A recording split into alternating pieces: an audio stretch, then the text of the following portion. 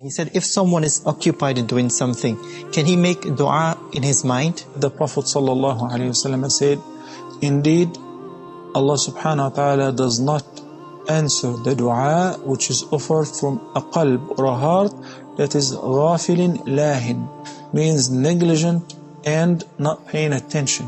So if somebody is making an invocation or pretending that he's making an invocation while he is not attentive, while he is not paying attention, this is not a dua. A dua is one of the forms of dhikr. It is the best format of dhikr.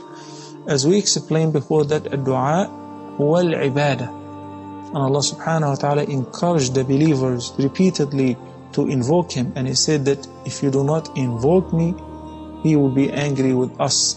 So, if somebody is making dhikr simply only by the heart, this is one of the forms of contemplation or at-tafakkur. That's praiseworthy.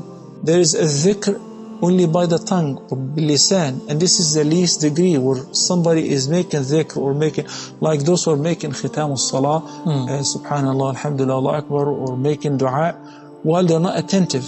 It is not on the level which Allah subhanahu wa ta'ala will be very happy with.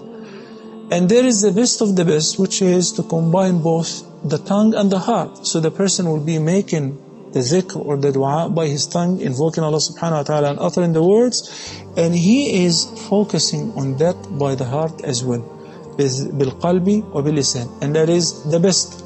But by the heart itself is also superior to by the tongue itself. The questioner said, is it possible or is it permissible if one is occupied to make dua only by the heart? Well, I would like to say here, if one is occupied, then the heart is occupied. Allah subhanahu wa ta'ala said, مَا جَعَلَ اللَّهُ لِرَجُلٍ مِّن قَلْبَيْنِ فِي جَوْفِهِ. Allah did not instill in anybody's just two hearts. It's only one heart.